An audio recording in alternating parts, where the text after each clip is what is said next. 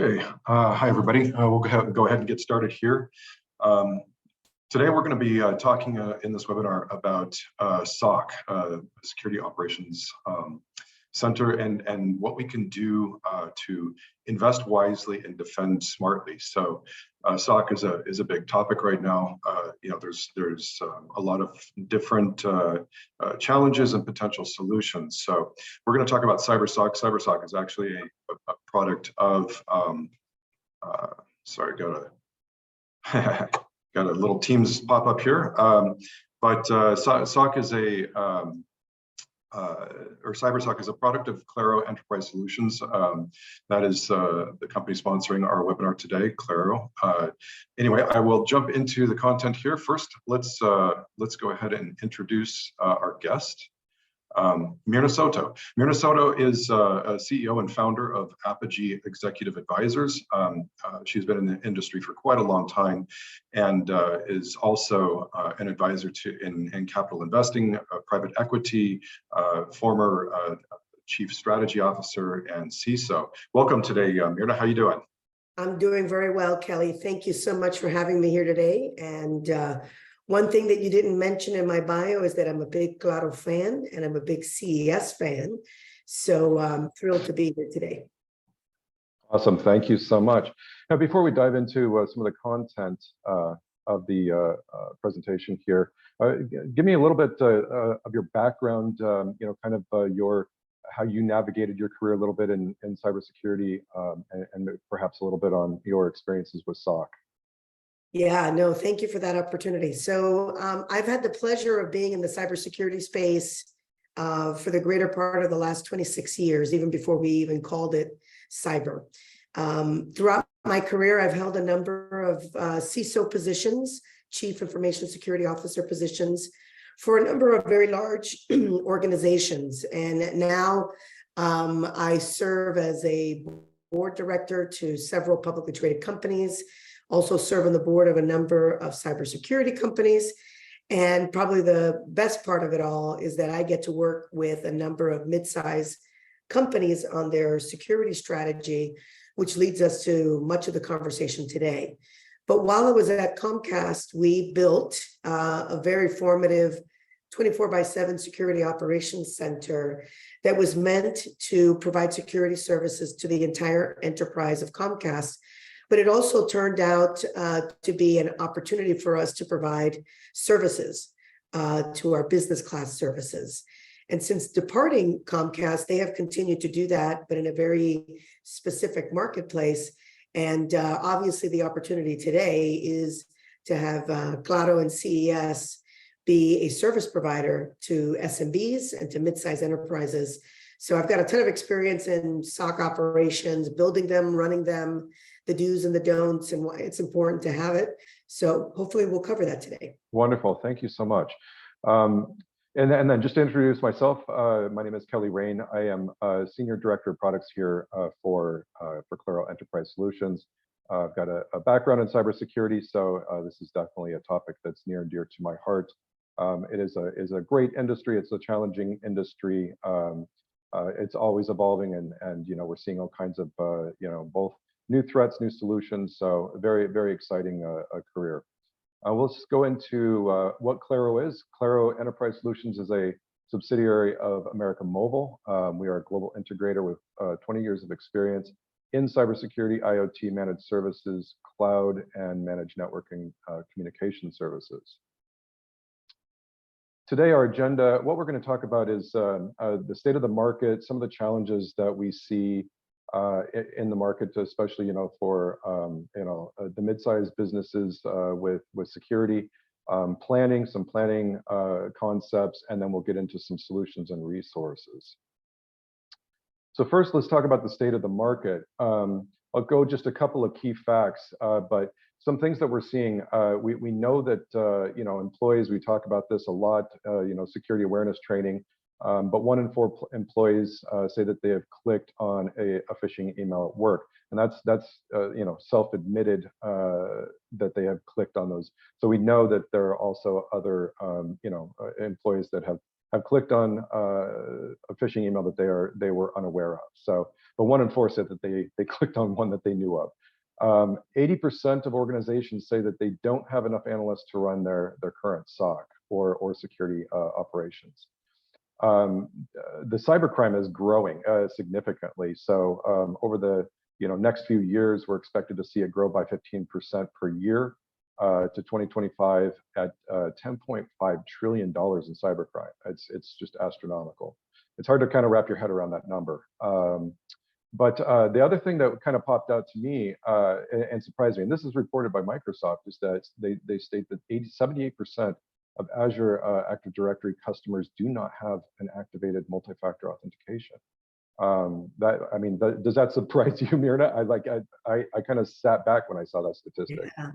Yeah. On one hand, it doesn't surprise me, but when I see the number is overwhelming, right? And we could talk about all the reasons why they have not activated multi-factor. And more often than not, what I have finding is organizations who don't have a formative security team or don't have enough resources in that particular space find it difficult to activate multi-factor because of some of the integration challenges and getting the workforce to get used to the concept of multi-factor. But the reality is when I think about all of the incidents that have happened in this particular market, and I'm speaking specifically of this type of target market, the fact that most of it will then kind of come back to either password challenges, multi-factor issues, privileged access, and a number of other things that we've talked about extensively.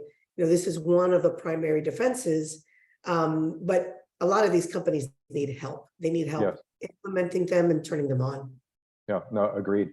Yeah, I think that's the one thing that we're seeing, especially mid-market. It is under-resourced in many cases on the security side, and there's just a growing amount of threats just on a daily basis. Especially now we've got AI on the horizon, right, with AI-generated malware. So that's another thing that we've got to keep a focus on. But again, at the end of the day, we're also talking about some basic meat and potato stuff that's still not easy to do for mid-market. So, but another statistic that pops out is 69% of employees are intentionally bypassing cybersecurity controls, and that was reported by Gartner. And they have, over the past 12 months, 69% have admitted to bypassing those controls, which that is also another concern with policies and the acceptable use policies and stuff. So that's an issue. And then again, this one keeps coming up. I've seen this statistic now probably over the past 5 years. It keeps growing. Is the 3.4 million the cybersecurity workforce gap at all levels across the globe. It's expected to keep growing. We do have a shortage of cybersecurity workforce out in the market right now. Yeah. As far as stats industry, looking at the trends and statistics here, in 2021 we had, government had 1.4 million victims of data breaches. In 2022 we saw cyber criminals targeting retail with a 264% surge in ransomware attacks. In hospitals, 30% of all large data breaches are from hospitals. So big concern there with protected health information. In financial services, firms have been targeted for quite some time. That's not uncommon, but it's 300 times more likely than other companies to be targeted by a cyber attack. Transportation, cyber attack trends, we're seeing a 30% increase globally. So another place where we're seeing those attacks increasing. And then 87% of manufacturers have suffered unauthorized access. And I'll bring up a couple more that have been, I think, topical with my colleagues and peers, is that we're seeing an increase in both education and healthcare, but primarily education. I think, some of the concern with education is obviously we have our kids and teachers that are, their information and protecting them. But there's been a big surge in education recently, and I believe it's because they are soft targets. They clearly just don't have the budgets and resources to be able to put in, proper SOC or be able to put in staff. But in fact, I know of one. I'm here in Phoenix, Arizona, and I know of one here locally. A school district was recently breached, and within hours, all of the teacher data was exfiltrated to the dark web. Big concern. So we're seeing other industries now being targeted. Absolutely, absolutely. And I think the reality is, and you stated it very well, is that many of these organizations, in particular the education sector, it is well known that they are challenged with their ability to have operational expenses rise, to have formative teams. And this is why they are in so much need of managed services and the opportunity to up their risk game. Exactly. A good friend of mine is a operations director at a large school district, and to hear about their budget concerns is a pretty common theme with them. The high schools get a bit more budget just simply because there's more need there. The K through 8 is probably not as much, but then you've got your universities and colleges that are becoming targets, and it's just cybersecurity personnel are expensive. Let's just be honest. It's it is a specialized skill set that requires a lot of knowledge, a lot of broad-based knowledge, even though it's specializing, right? The industry is getting more and more specialized, but that means that you need more people. So more people to cover those specializations. Yeah, and think of one other thing I want to just mention around colleges and universities. Many of them have research labs, and they have other components of the educational sector, but that also are connected to innovation, and they're under attack for their IP. So that's another concern for them. No, exactly. All right, see here. Let's talk about some of the challenges. So this is a slide that I put together recently for a conference I did in Dallas, a cybersecurity conference there. And it's talking about, our traditional pillars, right? The people, processes, and technology. We look at those and think about the balance of these and how these have to work and, be integrated together. And recently, Gartner came out with a report that said that we have been kind of overbalanced and overdependent on that technology side. So you'll kind of see in the red box down there at the bottom that we've become overdependent on technology and not enough planning and human intervention. So on the technology side, we see, globally, we've got 30,000 different cybersecurity products available. Yet we've still seen a 15% increase in data breaches from 2021 to 2022. I just got a new number this morning that was significantly higher than that from 2022 and 2023. So we saw a bump. The interesting thing was I think I did hear that we saw a decline a bit in 2022, but now in 2023 we're getting that another bounce, right? So we're seeing an increase in data breaches and attacks. Then going over to the people side, we've got again, that labor gap in the U.S. alone at 700,000 at all levels of the cybersecurity labor gap. So, we've got these, places like healthcare and education that desperately need these resources, but just simply there's either not enough or they're very expensive, as the median security analyst salary stated by the Bureau of Labor Statistics is, $103,000. And now we know that starting a SOC, Security Operations Center, you're looking at probably about a minimum of 8 people to fully have a 24/7 SOC, right? Correct. And I'll be honest. I know that the data that you have here is extremely informative, and the median for that analyst salary will depend on obviously geographies and different regions, and it kind of ebbs and flows, and I will say more often flows up than down. So organizations definitely are challenged with the fact of how many people they would need, not to mention what I would call the infrastructure costs of putting tools in place to facilitate the function and to do it in a 24/7 fashion. It's a daunting task for many of them.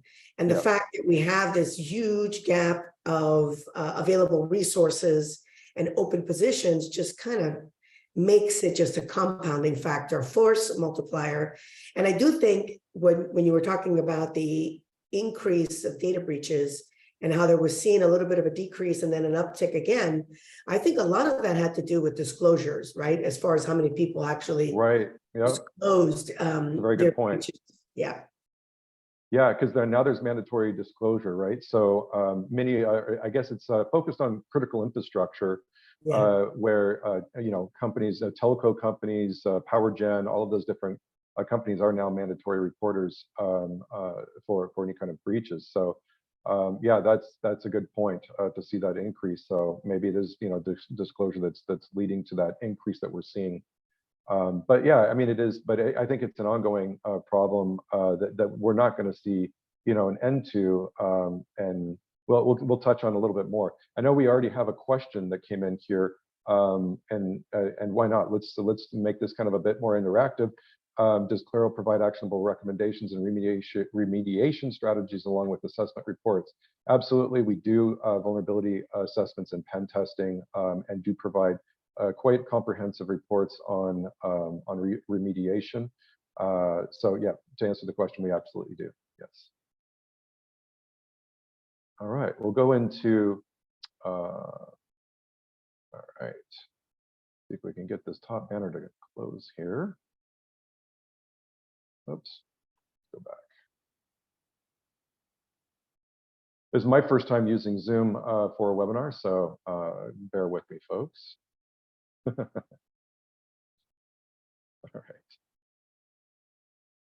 right. We'll just leave it up there for now.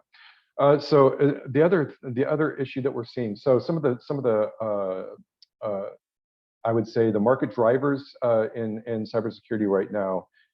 One, I mean, put right up at the top. Number one issue is the high cost and limited availability of skilled cybersecurity talent. We addressed that. We talked about that, but it is still the number one issue and the market driver.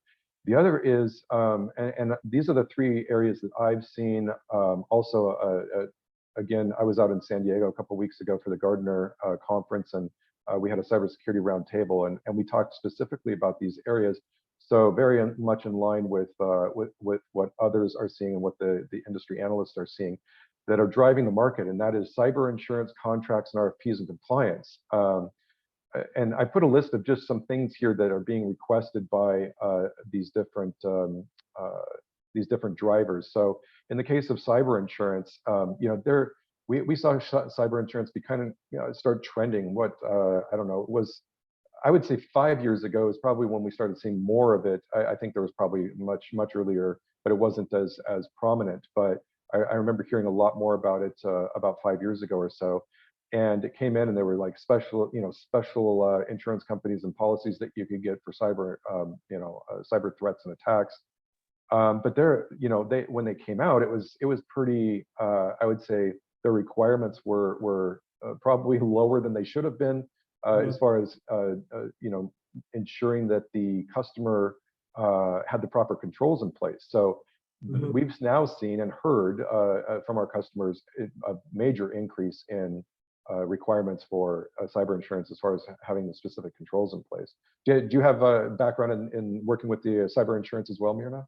Yes, absolutely. So what we've seen is, if you think back for a couple of years and some of the really headline grabbing breaches that have transpired, the cyber insurance organizations had a lot of difficulty being able to underwrite risk and to be able to kind of determine controls and processes in place other than self-reporting by the organizations.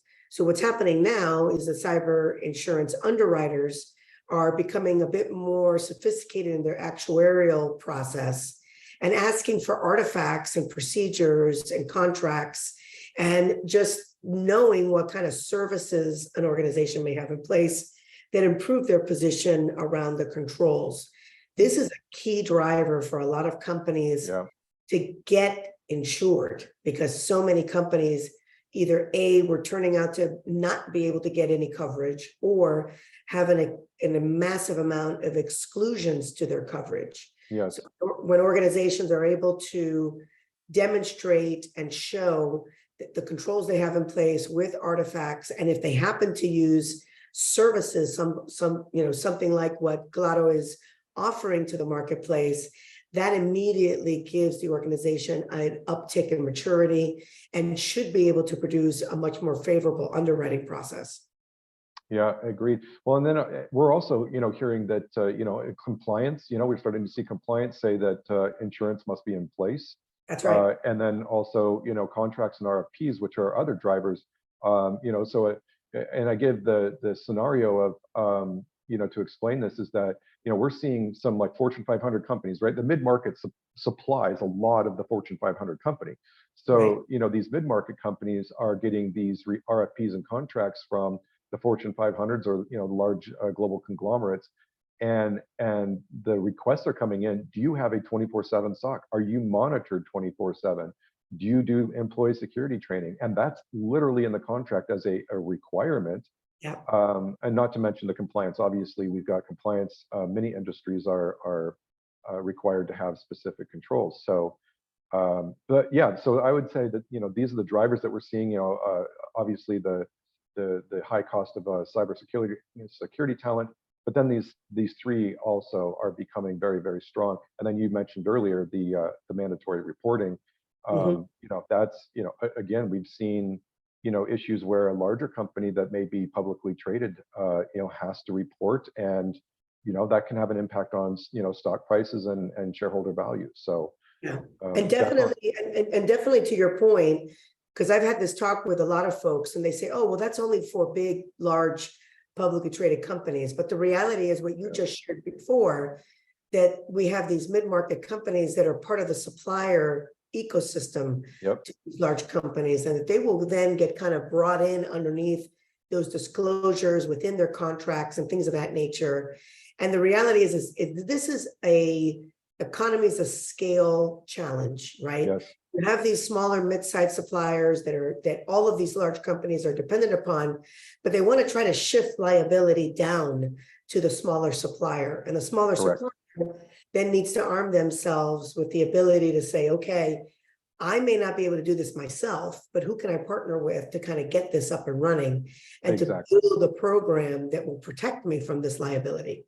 Exactly. And that's, I think, well, and third-party risk, right? That's the topic here. It's third-party risk, and you're seeing, as some of the larger organizations want to defer that risk onto their suppliers. And I think, in that bullet point under the compliance, the White House cybersecurity strategy also outlined that there's going to be more responsibility for third-party and also vendors of cybersecurity. There's going to be more responsibility coming for that as well. So. Yeah, there's a lot of drivers for this, and unfortunately, it's a very complex issue. But I think there are some things that we'll talk about coming up here that will provide some solutions. Let's move on to again. So boiling the ocean. This is that boiling the ocean map that we talk about, and I know a lot of people have seen this different cybersecurity domain, but I like it as a point of reference, and I keep using it in many presentations. I have to thank Henry Jiang for developing this. It's been, I've leveraged it many times, but is that, and I talked about this earlier, is that the cybersecurity domains are becoming more specialized. We have, I compare it to like when I started my career in web development back in the early 2000s, late 90s, early 2000s, you had something called a webmaster, right? You had one person, you were responsible for design, code, security, the whole thing, right? It's all one person, doing that. And then we saw really quickly the industry matured and evolved, and then everything started getting specialized. You have, coders, you have database engineers, you have CX, the customer experience and user interface designers, and it just started kind of fractaling out into this large industry of specialization. Cybersecurity kind of, I see it's moving in that same direction, right? You've got cybersecurity is got physical security, you've got incident response, you've got threat intelligence, you've got governance, risk assessments, and security architecture, and those are high-level domains. And within them, you've got even more specialized, like in the risk assessment area. I know some of my peers at financial institutions that work in cybersecurity, and they're working with accountants, right? So they've got people now in the cybersecurity department that are literally accountants and doing auditing the controls that are in place. So we're seeing a lot of specialization happening in cybersecurity. Yeah, I would say I agree with you completely. And every time I see this domain map, I always catch my breath, because a lot of people don't understand, and it's okay because it's a very complex subject matter, but all of the inner workings that are required to be effective in one of these control areas, right? And the reality is you're right. We have accountants and mathematicians building algorithms and all kinds of different specializations that are contributing to the cybersecurity practice. At the end of the day, when we engage, when I engage, when you all engage with potential customers and clients, this is why we have the challenges we have. It has become extremely complex, very fragmented, very specialized, and requires a very dedicated architecture. And for God's sakes, there are a lot of different companies, smaller, mid-sized companies, that just don't have the ability to do this alone. Exactly. It is kind of overwhelming to think of, there are a lot of, some of the like I think about, municipal government, right? So your state and local governments out there that, they may have an IT department with one person in security, and I know that for, fact. I've spoken to, folks that are in that, and you think about the infrastructure that they've got in place. They've got public works, they've got, a water and, whatever other utilities that are provided at that level. So yeah, it's needing help is definitely they definitely need the help, because they're very much under resourced as far as the staff goes. So that takes us kind of into the costs of what a cybersecurity operations center looks like. And these are some of the averages that we see. We talked about the average salary for a security analyst at $103,000 per year. Again, needing probably about eight people in that role for a 24/7 SOC. So that can those numbers can add up quickly. Again, the cybersecurity labor market is very tight. We still have 700,000 unfilled jobs, and that's growing in the U.S. market alone. An on-prem 24/7 SOC, the costs just to start on average, everything from infrastructure to labor to onboard is about $2.5 million. Also, the annual OPEX, the operating expense there, we're looking at over $1 million annually. And then the amount of time and effort it takes. You've got to have, a big project. You've got a project team that's leading. That can take months or years to build a sustainable in-house SOC. And as you mentioned before, you've built SOC for a large company. What do you think as far as the time frame? And does that seem about accurate to you, as several months to years? Yeah, no doubt. It really depends, obviously, on the complexity of the company's applications, the number of connection points, the number of sites, number of employees.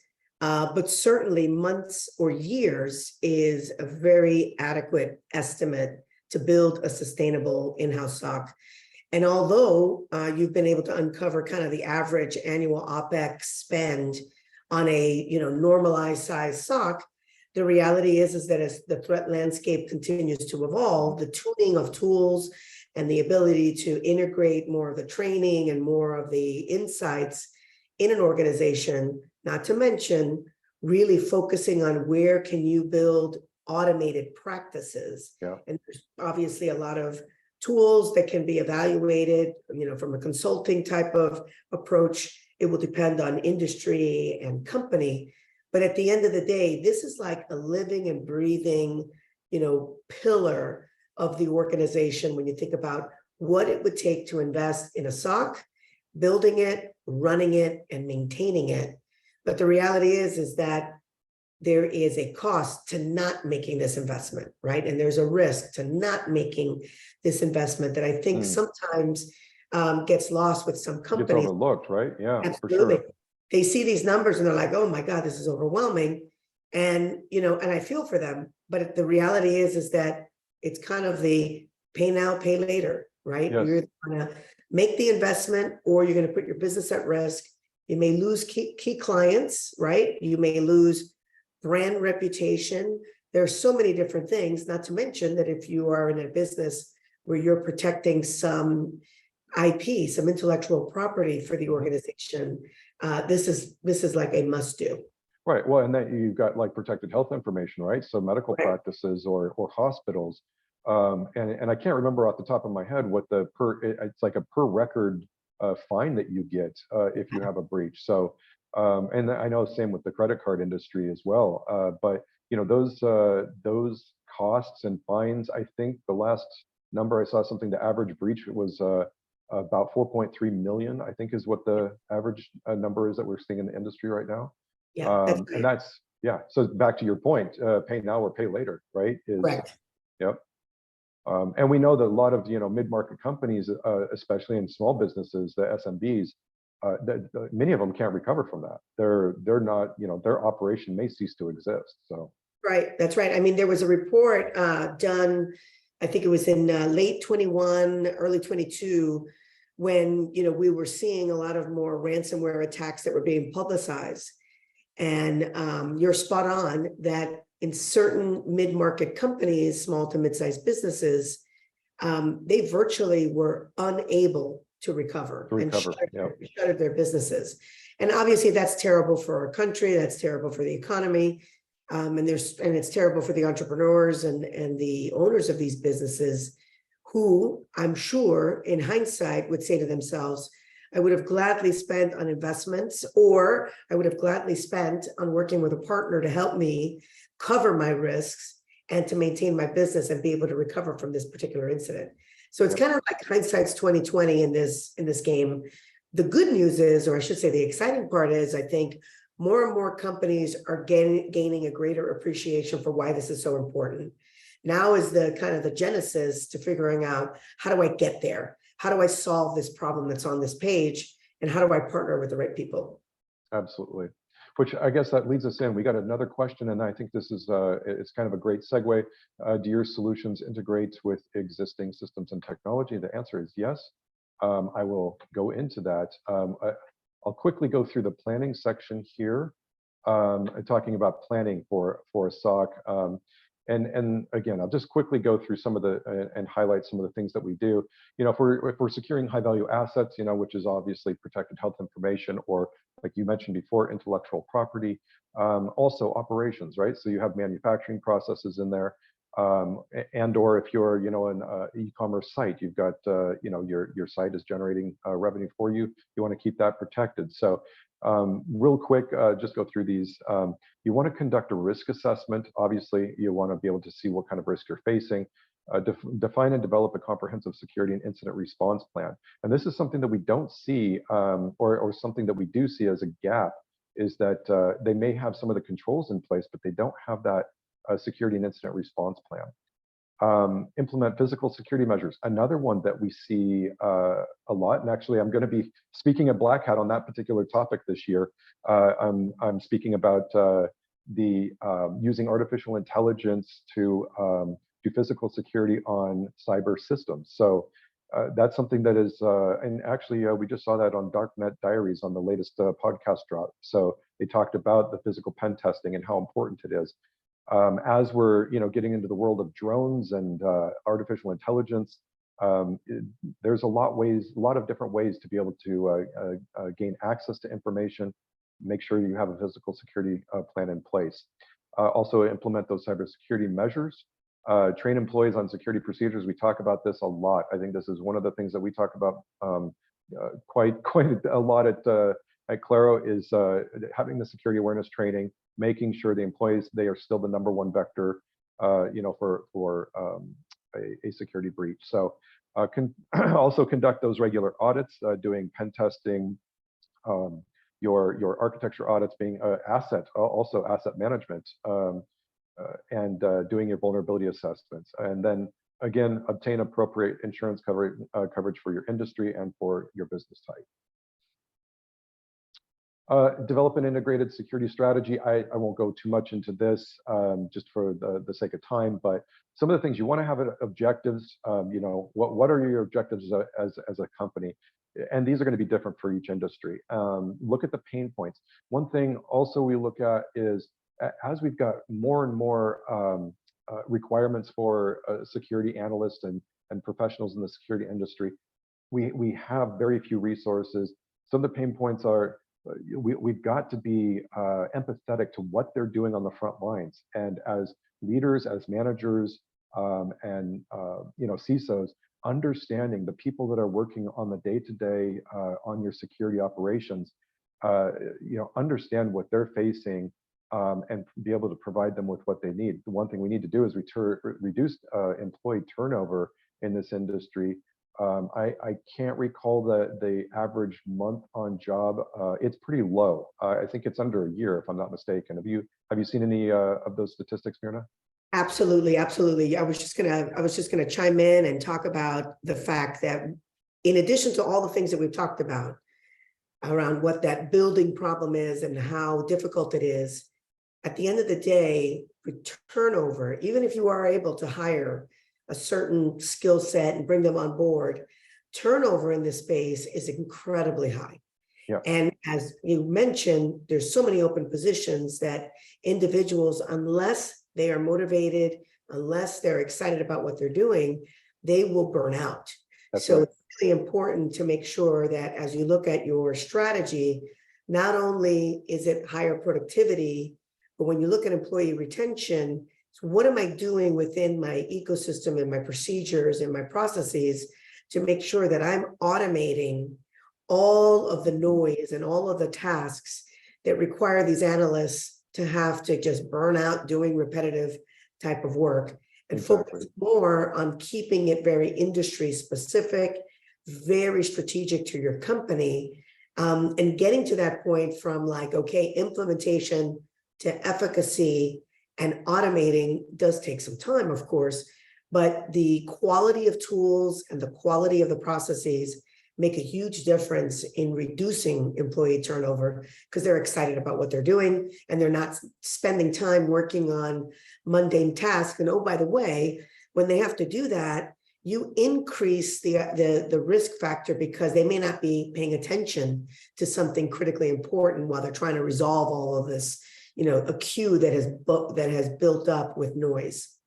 Yeah, exactly. Well, the other thing is the distraction of looking for a job. So you look at somebody who's a security analyst that's on the lookout for another greener pastures, right? And they're supposed to be focused on securing the business and making sure that the day-to-day operations continue. So I think that is a risk as well, is having employees looking for other roles. So some of the solutions, Myrna, you just talked about, artificial intelligence, automation, using these are tools, and these tools help us. And so I think it's important. Our outcomes should reflect our objectives. So when we start out with objectives. Our outcomes should reflect, pretty closely to what we had initially in our objectives. So solutions and resources. We'll jump into that, and I know we've had some questions about it, so we'll jump into. So I like to present this particular slide. It shows two different houses, and so I ask, what is the difference between house on the left to the house on the right? And I'll just quickly answer. People. It's really people. They're the difference. We have the same tools and materials, right? So you have nails, you have hammers, you have saws. You've got concrete, maybe there's some asphalt shingling or something, but the vision, purpose, planning, and execution is done by people. And so you can have the one on the left, you can have on the right. It just depends on the people that are driving the vision, purpose, and planning and execution of your operations. Again, supporting our teams. So we just talked about this, more of that empathy. Empathy contributes to positive relationships, organizational cultures, and it drives results. I won't go into every bullet point here, but I just wanted to make a point. Going back and being a good listener, if you're in a management position, if you're a leader in the industry, listen to your team. Be the one point down on the bottom right, empathetic leadership, humanize work, trust and transparency, get honest feedback from your stakeholders. Empathetic leaders understand the needs of their teams and provide the best tools to meet their objectives. And I think that bullet point really stands out to me. It's very important. We have to be able to provide our teams with the tools. Again, going back to Myrna's point, burnout is huge in this industry. We want to reduce that employee turnover. Be a good listener and listen to the team. Get help. So another one. So now we're seeing a big, I think a big uptick here. 78% of companies all over the world are expecting to outsource to managed service partners in 2023. Cybersecurity is leading the way, 52%. Obviously, that's for a reason. The need is great. The demand is great there. Compliance is a top concern. 32% of the respondents in this survey said that compliance was one of their main issues, and we pointed that out as one of the drivers. High costs and data security are main concerns. Cost-cutting solutions are driving growth in this managed services market. So the right solution, obviously we know, we've talked about the challenges throughout this webinar. Solution that we're going to talk about real quick here is the CyberSOC. This is a solution that Claro Enterprise Solutions has developed. It is a 24/7 integrated, managed, extended detection and response solution. It does utilize our security experts and best-in-class technologies. We utilize, and the question we had was, do we work with other technologies? Do we work with the customer environment? Absolutely. We are, I won't say that we're totally solution agnostic, but we are flexible. We are much more flexible than other managed service providers out there. So what do we have as far as our CyberSOC solution? We got another. Does Claro offer customized cybersecurity solutions based on business needs? Absolutely. We do. We have a full, I would say, a full curated stack of cybersecurity solutions. Everything from risk assessment, vulnerability assessment, pen testing, zero trust, endpoint detection, and managed zero trust, and then our CyberSOC here. So we have 4 different packages for our CyberSOC solution. It is a 24/7 SOC active monitoring solution that has a follow the sun model. So we have some redundancy with our SOC. So the 24/7 SOC active monitoring, that is our base package. It's our standard package.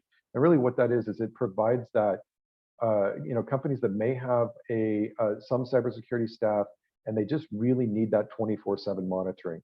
And so that's, managed next generation AV, multi-channel incident alerts. We provide monthly reports and email security platform. So in a lot of cases, this really helps an organization that may have 1 or 2 shifts of cybersecurity. They need that late shift and also support for their other shifts. And what this does is it helps them provide that for both for insurance, for contracts and RFPs, and for compliance to be able to meet those requirements with a 24/7 active monitoring. Then as we move from the left to the right here, the core package, it includes everything from our standard to a more managed extended detection and response.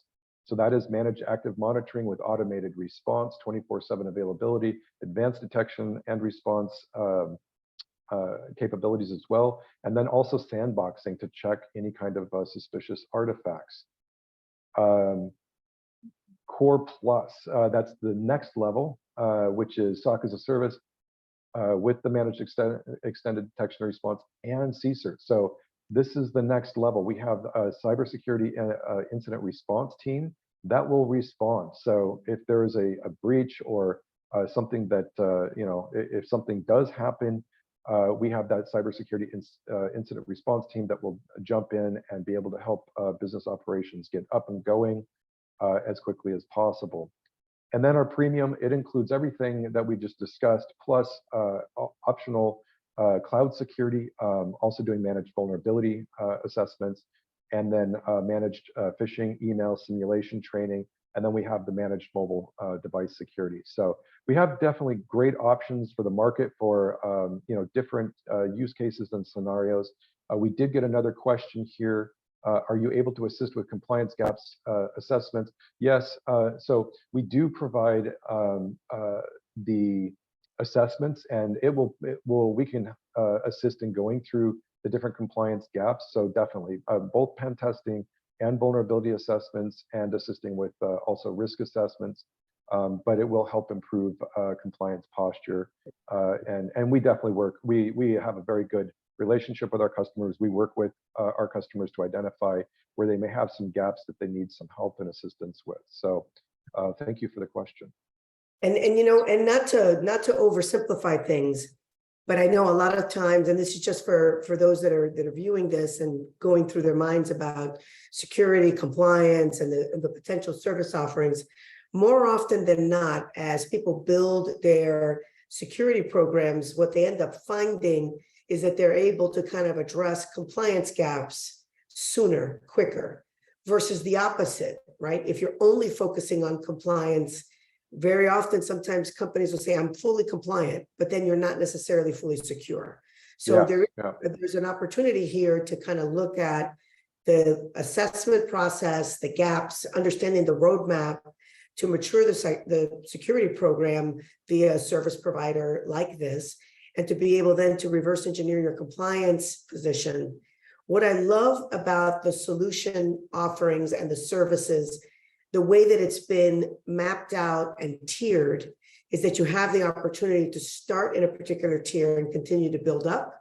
And depending on the company's posture, you can enter this process at any one of these tiers. So it's a great way of doing this. There's a lot of other services providers out in the industry that have one way. One option, yes. One option, one way. And sometimes it takes a little too long to get what I call time to value. So if you look at some of the tiering, you can get time to value for your engagement and your investment in a very, very nicely scaled approach, versus going down the one way and having to wait so long to say, I finally see some significant value. So just wanted to share that. No, that's great. Thank you. Yeah, and you know, we actually got a number of questions here coming in. So let's jump in. I know we've only got about 10 minutes left. So can we explain the level of expertise and experience that Claro's CyberSOC team has? Oh, we've got multiple incident response folks. We have incident response and our security analysts, folks with you know, many years of experience, both working and not just the public sector, but also in you know, defense areas. And but we have security architects, we have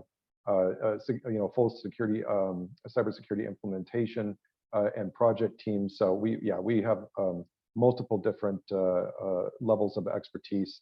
Also being able to perform those pen testing and the vulnerability assessments. So another question we got is, do you have established clear communication channel coordination between the SOC team and other stakeholders such as senior management, legal, and human resources?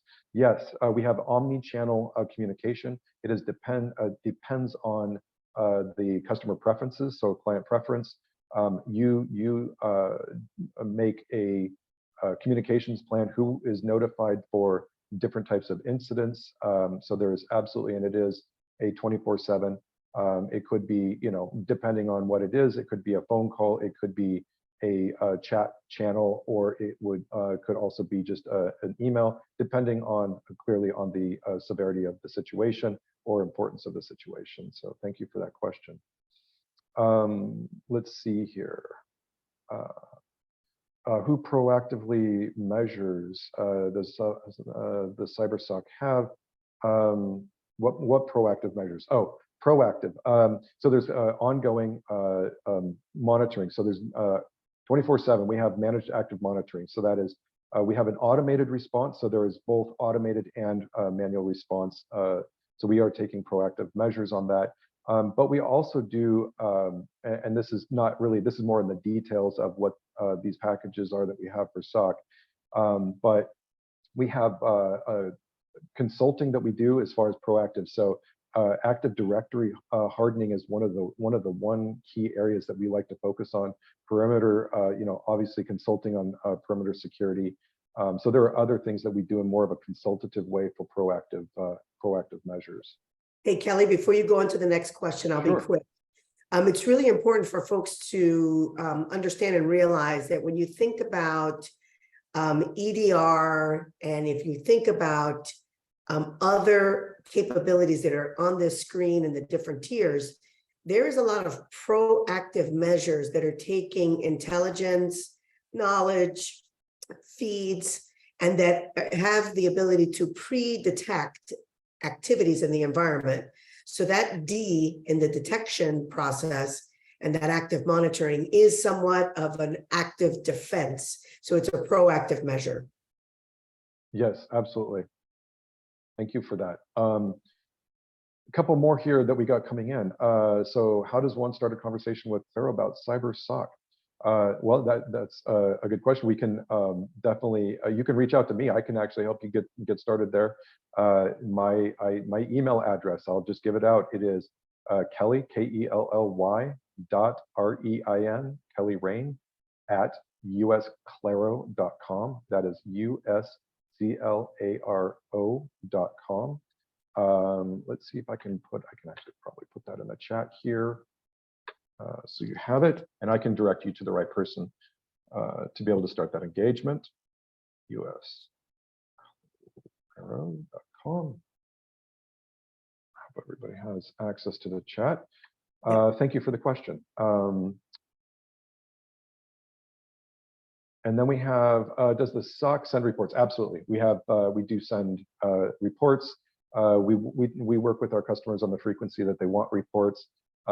Typically, we like to send a more technical, comprehensive report at the end of the month. So going through all of the different incidents, how many things were monitored, a very comprehensive report, and also we have an executive summary as well as part of that report. So thank you for that question. All right. So just some of the key benefits, implementation. So we have implementation and project management. So our experts, we perform network analysis, provide support for initial integration, configuration, deployment, development, testing, commissioning, all of that. We work very, very closely with our customers to ensure that everything is in the project goes well and is deployed to the specifications of the customer. We do a tailored and managed security solution. So even though I showed the packages, we will work with our customers on tailoring that security solution. Again, the proactive monitoring, we work to predict, prevent, and mitigate cyber attacks. So we're always, taking a look at that attack surface, looking at, the different assets that are being managed by the organization and what the business objectives are. And then we have our 24/7 remote incident response team that can, with our security specialists, they can help prevent the threats and also resolve any issues that may come up. And I think that's the last slide for us. A couple more questions are coming in here. I know we've only got a couple of minutes, but you might have already answered. How would your team help monitor and detect any suspicious or anomalous activities related to third-party access of our systems or data? Clearly, we as part of the SOC, we are doing 24/7 monitoring. So we are looking for any kind of anomalies that are happening on the network, anything that's coming up that is not a usual behavior. And then, we definitely have, endpoint detection. So we're looking at any kind of activity that is happening on the endpoint. Thank you for that question. Let's see, you mentioned Black Hat. When, where can we meet you or Claro? We will have a booth. Claro will have a booth at Black Hat in the business hall. So look out for us there.